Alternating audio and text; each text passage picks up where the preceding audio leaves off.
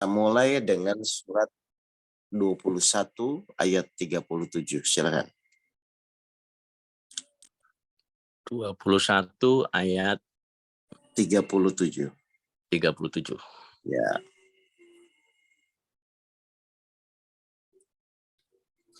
Bismillahirrahmanirrahim. Manusia diciptakan bersifat tergesa-gesa. Satu, kita harus menyadari bahwa memang dari bawaan kita lahir pun, kita tuh diciptakan sesuatu yang tergesa-gesa, tidak sabar, ingin segera terwujud. Kan begitu ya Mas ya? Jadi memang Allah pun menyatakan di surat An-Nabiyah ini bahwa memang manusia diciptakan tergesa-gesa. Berarti ada sesuatu yang harus diperbaiki. Terus? Kelak akan aku perlihatkan kepadamu tanda-tanda kekuasaanku. Tapi, sebentar. Jadi manusia diciptakan tergesa-gesa, ya. Lalu yang kedua, tapi Allah juga bilang, tapi tetap Allah yang berkuasa terhadap segala sesuatu, kan begitu kan Mas? Jadi meskipun kita ingin tergesa-gesa, tapi kalau memang Allah belum menginginkan sesuatu itu terjadi atau misalnya belum diwujudkan, ya kita pun kan nggak bisa memaksa Allah kan Mas? Ya. Ngerti nggak? Jadi disinilah poin yang harus kita sadari. Berarti Allah Maha Berkuasa, kan begitu kan Mas? Ya. Kita posisinya adalah tidak berkuasa, berarti harus sebenarnya mengikuti apa yang Allah kehendaki, kan begitu? Ya. Nah, terus akhirnya yang terakhir statementnya, maka janganlah kamu meminta aku menyegerakannya. nah berarti kan memang Allah tidak ingin manusia itu memaksa Allah kan untuk mewujudkan apa yang diinginkan kan? Ya. Karena posisi yang berkuasa itu adalah posisi Allah kan? Ya, betul. Jelas ya, Mas Imam ya? Jadi intinya, ketika misalnya kita menyadari bahwa oke, sifat kita tergesa-gesa, semua manusia akan begitu. Tapi yang paling penting adalah menyadari bahwa mau seurgen apapun apa yang kita inginkan. Tapi kalau Allah belum menghendaki atau belum menginginkan itu diputuskan, ya sudah, manusia suka tidak suka bersabar di dalam menunggu keputusan-keputusan Allah. Kan begitu harusnya. Iya. Jadi cirinya Allah Maha Berkuasa itu apa Mas? Cirinya Mas? Ya, Cirinya apa? ya dia bisa ini mewujudkan keinginan Allah. Bukan, cirinya Allah Maha Berkuasa. Dia bisa memaksa kita untuk mengikuti keinginan Allah. Cirinya Allah Maha Berkuasa itu adalah ketika Allah menghendaki sesuatu hal, maka tidak ada seorang pun yang bisa menahan atau menghalanginya. Iya.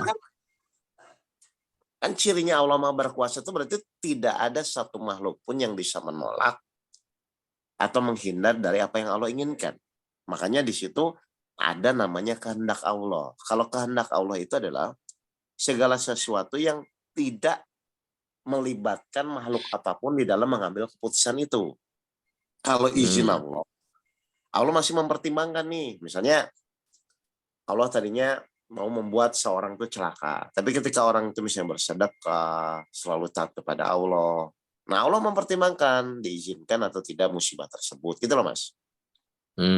Tapi kalau cirinya Allah Maha Berkuasa, yaitu Allah akan memunculkan namanya kehendaknya. Kalau kehendaknya, semua orang tuh nggak bisa terlibat ya dalam mengambil suatu keputusan dan tidak akan diwarnai oleh apapun itu. Pokoknya itu adalah kehendak Allah. Contoh, kehendak Allah itu ya, surat 3 ayat 6 misalnya masuk. Surat 3 ayat 6. Nah, ini contoh dari kehendak Allah yang memang tidak melibatkan siapapun. Dialah yang membentuk kamu dalam rahim menurut yang Dia kehendaki. Tidak ada Tuhan selain Dia. Terus? Tidak ada Tuhan selain Dia yang Maha Perkasa, Maha Bijaksana. Jadi, apapun yang Allah inginkan, untuk misalnya menjadikan rahim si bayi itu mau laki-laki, mau perempuan, kan itu kehendak Allah juga kan, Mas? Iya. Atau misalnya surat 3 ayat 40, ini tentang kehendak Allah ya. Jadi Allah Maha Berkuasa salah satu cirinya adalah Allah menurunkan namanya kehendak. Silakan. Surat 3 ayat 40. Ya. Dia Zakaria berkata, "Ya Tuhanku, bagaimana aku bisa mendapat anak, sedang aku sudah sangat tua dan istriku pun mandul." Nah, ini kan secara logika manusia kan memang nggak mungkin ya, Mas. Ya. Terus? Dia Allah berfirman, demikianlah Allah berbuat apa yang Dia kehendaki. Jadi kan suka-suka kan, Mas? Secara hukum sunatullah, istrinya mandul dan Zakaria sudah tua kan? Tapi kalau Allah menghendaki, tidak ada yang bisa menahannya juga. Ya.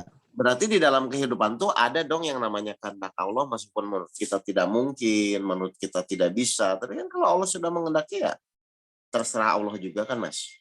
Itulah salah satu ciri bahwa Allah Maha berkuasa terhadap segala sesuatu. Khususnya kepada perjalanan kehidupan kita, kan begitu kan, Mas? Betul.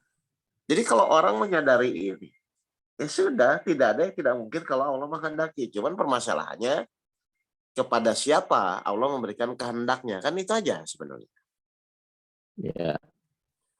Atau misalnya yang paling inilah, yang sering yang kita lakukan tuh kadang-kadang kita kesel ingin teman kita mendapatkan hidayah atau ingin mendapatkan petunjuk.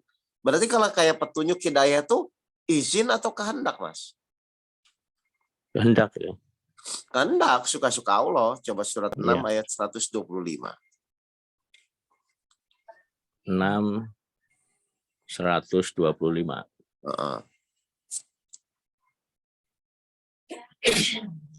Barang siapa dikehendaki Allah akan mendapat hidayah atau petunjuk, dia akan membukakan dadanya untuk menerima Islam. Nah, terus? Dan barang siapa dikehendakinya menjadi sesat, dia jadikan dadanya sempit dan sesak. Seakan-akan dia sedang mendaki ke langit. Demikianlah Allah menimpakan siksa kepada orang-orang yang tidak beriman. Jadi intinya, pokoknya apapun yang kita jalani, ya, kehidupan ini mau suka tidak suka, kalau sudah Allah menghendaki sesuatu, meskipun kita mungkin protes tidak menerima, ya juga nggak bisa apa-apa juga kan, Mas? Iya. Iya, jadi sekarang pertanyaannya, berarti kalau kita melawan pun, kira-kira percuma atau ada manfaatnya? Ya, percuma. Lah ngapain kita membuang-buang waktu terhadap sesuatu kalau memang itu sudah Allah kehendaki gitu loh. Jadi orang depresi, orang stres itu kan sebenarnya kalau ditarik itu kan sebenarnya ujung-ujungnya melawan kehendak Allah. Iya. Benar. Memaksakan keinginan. Nah, memaksakan keinginan padahal setiap aturan itu pasti ada keputusan. Setiap ikhtiar yang kita lakukan pun pasti ada keputusan. Cuman masalahnya keputusannya tetap Allah yang memutuskan. Tapi ikhtiar yang kita lakukan itu insya Allah pasti ada keputusannya. Baik yang mungkin sesuai dengan keinginan kita, ataupun yang tidak sesuai dengan apa yang kita inginkan. Itu kan kembali kepada diri kita. Cuman kita sadar nggak ketika Allah misalnya nanti sudah menghendaki sesuatu, ya meskipun nggak sesuai dengan keinginan kita, ya udah kita menyadari, oh ya ini memang Allah Maha Kuasa, terus mau gimana gitu loh. Nah, sebenarnya ujiannya itu bukan dari keputusan nanti apa yang ditetapkan atau yang dikehendaki. Ujiannya itu menyadari nggak bahwa Allah tuh Maha berkuasa terhadap apapun, meskipun kadang-kadang malah mungkin sering ya keputusan-keputusan atau kehendak-kehendak Allah itu tidak sesuai dengan apa yang kita inginkan. Tapi ya mau gimana lagi kan? Karena tugas kita tuh mengikuti apa yang Allah kehendaki, bukan kita punya kehendak sendiri gitu. Tapi Allah biarin kita punya kehendak sendiri juga nggak apa-apa. Cuman tinggal bisa diwujudkan atau tidak, tetap karena kekuasaannya tetap di tangan Allah gitu loh. Paham ya Bapak Ibu ya? Jadi intinya semakin kita harusnya menyadari semakin ke sini tuh ya. Toh kita mau seperti apapun, mau memaksakan keinginan kita pun silakan saja. Tapi tetap kekuasaannya tetap ada di tangan Allah. Tapi keputusan itu pasti akan muncul gitu loh Mas. Sesuai dengan surat 16 ayat 1 coba. 16 ayat 1.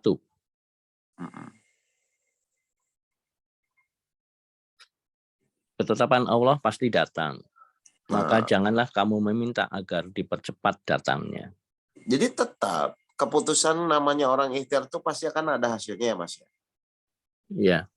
Jadi tetap akan datang, cuman permasalahannya itu kadang-kadang sesuai dengan keinginan kita atau tidak. Dan itu adalah semua ujian untuk diri kita gitu loh.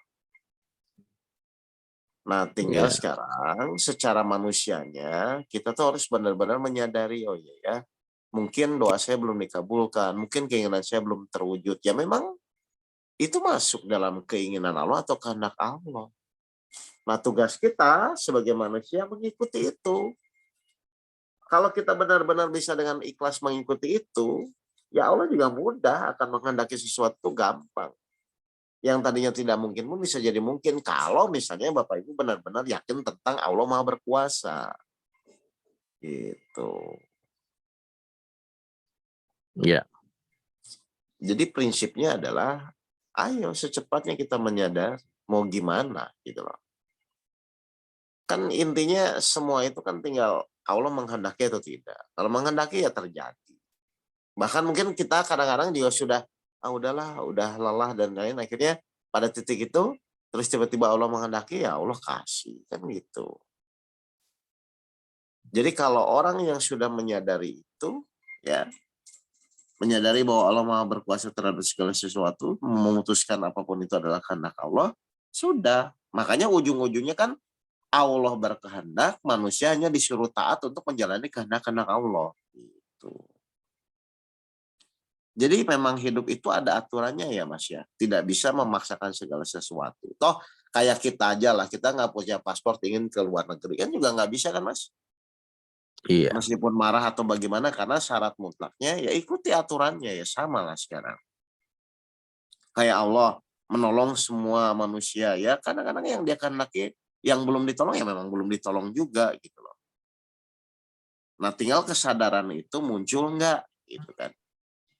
Kayak gini lah kemarin saya coba kasih pertanyaan kepada jamaah dan mereka tuh jawabnya benar. Misalnya gini, kan Allah itu memberikan kejadian itu kadang-kadang yang sesuai dengan yang tidak sesuai kan gitu ya Mas ya. Nah, Iya. coba Mas Imam jawab dengan jujur aja. Allah ngasih kejadian yang tidak sesuai itu sebenarnya untuk apa sih? Misalnya, Allah memberikan kejadian yang tidak sesuai itu kan cuma dua ya. Memberikan kejadian itu yang sesuai dengan keinginan kita dan yang tidak sesuai dengan keinginan kita. Allah ngasih kejadian yang tidak sesuai dengan keinginan kita itu maksudnya untuk apa sih Mas? Ayo jawab ya. Bebas saja kok. Ya untuk ini. Untuk menguji kita. Oke, untuk menguji kita. Terus apa lagi? Allah memberikan kejadian yang tidak sesuai keinginan kita itu. Tujuan Allah itu apa sih? Ayo silakan jawab aja bebas kok. Melatih kesabaran kita. Melatih kesabaran yang untuk menguji kita kan begitu ya. Tapi kan nggak ada orang yang bilang Allah ngasih kejadian yang tidak sesuai itu untuk membuat diri kita menderita, nggak ada kan? Nggak ada. Tapi kenapa kenyataannya begitu? Ya karena keinginan kita pada dasarnya tidak mau menderita ya. Coba. Saya ulang ya. Kan tadi jawaban spontan semua. Ketika saya tanya, kenapa sih Allah tuh memberikan kejadian yang tidak sesuai dengan keinginan kita? Kan nggak ada yang jawab itu sebagai masalah atau untuk membuat menderita. Awalnya kan gitu semua kan? Ya. Nah itu tuh yang jawab siapa? Itu tuh yang jawab tuh ruh kita Mas. Karena kita sadar apapun yang diberikan Allah tuh intinya bukan penderitaan. Kan begitu sebenarnya. Cuman ketika sudah masuk kenyataan, nafsu kita muncul. Akhirnya kejadian-kejadian yang tidak enak biasanya kita anggap sebagai suatu penderitaan. Kan begitu kan? Iya. Tapi sebenarnya kalau jawaban murninya, orang tuh gak akan mungkin jawab itu gitu loh. Karena dia tahu. Cuman pada proses mulai menerima masalah tersebut, nafsunya muncul, akhirnya menganggap itu sebagai suatu penderitaan. Jadi kalau ditanya ke ruhnya atau ke kolbunya, Orang juga nggak akan mungkin jawab Allah ngasih kejadian yang nggak enak itu untuk penderitaan. Nggak ada, Mas. Saya tanya ke banyak jamaah, nggak ada yang bilang bahwa kejadian tidak enak itu atau misalnya sesuatu yang tidak sesuai keinginan kita itu untuk penderitaan, itu nggak ada. Mereka tuh jawab sama, meningkatkan keimanan, melatih kesabaran gitu kan, untuk menyesuaikan dengan keinginan Allah. Semua begitu. Tapi pas praktek di lapangan, nafsunya muncul, dianggaplah itu sebagai penderitaan. Jadi dasarnya manusia tuh tahu sebenarnya. Dasar manusia itu tahu bahwa Allah memberikan sesuatu memang sebenarnya bukan untuk membuat dia menderita. Itu tahu semua. Tapi karena nafsunya muncul, dominan menganggap itu sebagai suatu penderitaan. Jadi sebenarnya penderitaan itu dibuat siapa, Mas? Ya dibuat kita sendiri, nafsu kita itu. Kalau gitu. Berarti kalau Bapak Ibu sekarang masih menderita dengan hidupnya, dengan kejadian-kejadian yang sekarang dialami, itu tuh ternyata memang dari diri kitanya saja, karena kita tidak bisa menyesuaikan kejadian ini dengan kehendak Allah. Kan begitu aja sebenarnya. Padahal kita semua sepakat kemarin bahwa semua ujian itu tugas kita tuh mengerjakan, bukan menilai, kan gitu kan? Iya. Kalau yang menilai ya Allah lah, masalah nanti udah sabar, lulus atau tidak, kan itu Allah sebagai penilai, karena Allah sebagai penguji. Tugas kita tuh mengerjakan untuk apa? Yang merubah diri kita untuk menyesuaikan dengan ujian yang Allah berikan. Bukan ujiannya harus disesuaikan dengan keinginan kita. Makanya pas saya tanya secara tidak sadar atau sadar pun, orang itu nggak ada yang bilang kejadian tidak enak itu sebagai suatu penderitaan, tuh nggak ada gitu. Jadi kalau Bapak Ibu dari awal sudah menganggap kejadian tidak enak itu sebagai suatu masalah atau penderitaan, ya sudah Bapak Ibu terjebak dengan nafsunya sendiri. Sedangkan kita sudah setuju bahwa yang namanya hawa nafsu itu pasti selalu mendorong pada kejahatan dan menjauhkan kita dari keyakinan kita kepada Allah.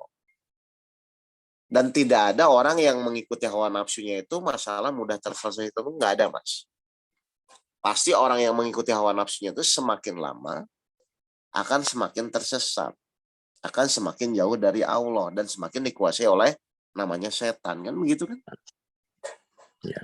Jadi hati-hati Bapak Ibu, prinsipnya Allah memberikan suatu kejadian yang tidak sesuai itu ya memang untuk melatih apakah hawa nafsu kita tuh bisa peka, bisa jeli, akhirnya mengikuti apa yang Allah inginkan, atau tetap memprotes sesuatu yang sebenarnya dia pun sebenarnya pasti tidak bisa memprotes sebenarnya gitu kalau dia sadar.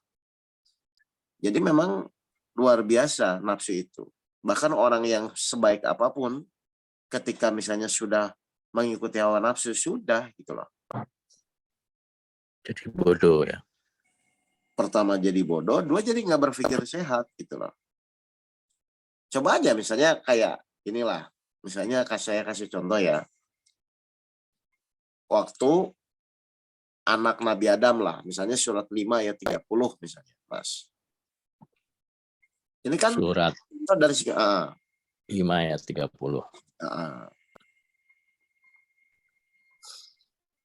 Maka nafsu Qabil mendorongnya untuk membunuh saudaranya. Kan Qabil dan Habil kan ya. Qabil yang jahat, Habil yang nggak mau dibunuh. Kan nafsunya yang mendorong kan? Iya. Karena sirik kan, karena amalan dia nggak diterima, amalan Habil diterima. Terus? Maka nafsu Qabil mendorongnya untuk membunuh saudaranya. Kemudian dia pun benar-benar membunuhnya. Terus? Maka jadilah dia termasuk orang yang rugi. Kan intinya cuma di situ kan. Ketika nafsu itu mulai dominan atau berperan di dalam diri kita, udah. Jadi nggak sehat semua gitu loh. Nah makanya melatih hawa nafsu itu Allah harus memberikan kejadian-kejadian yang memang tidak sesuai dengan nafsu kita. Tinggal sekarang kita bisa nggak menguasai nafsu kita untuk menyadari, oh iya ya ini izin Allah. Misalnya kayak kemarin pelajaran tentang beriman dan gaib kan, oh ini izin Allah, baik saya akan menjalani, akan menerima. Kan itu aja sebenarnya. Jadi intinya di dalam perjalanan itu kan cuma melatih hawa nafsu kita. Kalau kecewa berarti secara tidak sadar kita ngikutin apa yang nafsu kita inginkan. Tapi kalau kita berusaha sabar, berarti kita melatih hawa nafsu kita. Jadi namanya 7 IPH, kesabaran, keikhlasan itu kan sebenarnya menggojok, melatih hawa nafsu kita agar nafsu kita bisa menyesuaikan dengan apa yang Allah inginkan. Karena ternyata sumber penderitaan yang utama itu bukan suatu permasalahan atau ujian. Sumber penderitaan utama itu adalah ketika manusia itu selalu mengikuti hawa nafsunya. Kan begitu kan, Mas?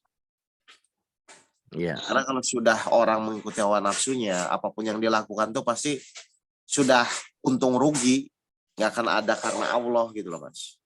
Ya. Ya, jadi kalau orang sudah mengikuti hawa nafsunya, untung rugi hitungannya. Apa untungnya buat saya? Udah nggak akan ada karena Allah, nggak akan ada. Bahkan misalnya saya bilang saya tuh kurang sabar apa lagi, itu kan yang ngomong nafsunya, Mas. Padahal kalau misalnya namanya sabar itu yang benar, kolbu itu kan memang benar-benar harus dilatih dengan kesabaran. Dan pasti kolbu itu akan bahagia ketika dia sabar. Iya.